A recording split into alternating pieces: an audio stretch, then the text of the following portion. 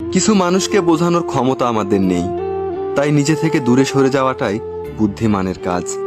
পৃথিবীতে সবচেয়ে নরম জিনিস হচ্ছে মানুষের মন।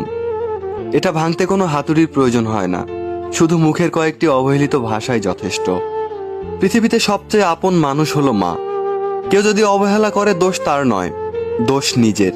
কারণ তার কাছ থেকে তুমি বেশি আশা করেছিলে। তুমি যদি গরিব হও, তাহলে তোমার নিজের আত্মীয় তোমাকে দেখে এড়িয়ে যাবে। আর যদি তুমি ধনী হও, তাহলে তোমার দূর সম্পর্কের আত্মীয়রাও রোজ দুবেলা করে তোমার খোঁজ নিবে। সময় থাকতে প্রিয় মানুষটাকে মূল্য দিও, হারিয়ে গেলে কেঁদে কি লাভ।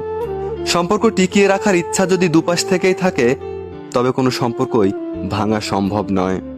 যদি কমে যায় ভালোবাসা আর বেড়ে যায় দূরত্ব, বুঝে নিও প্রয়োজনের চেয়েও বেশি তুমি দিয়েছিলে গুরুত্ব।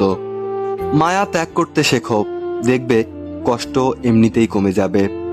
যে যত বেশি ভালো সরল মনের মানুষ হয়, তাকে তত বেশি কষ্ট সহ্য করতে হয়। নিজেকে এমন ভাবে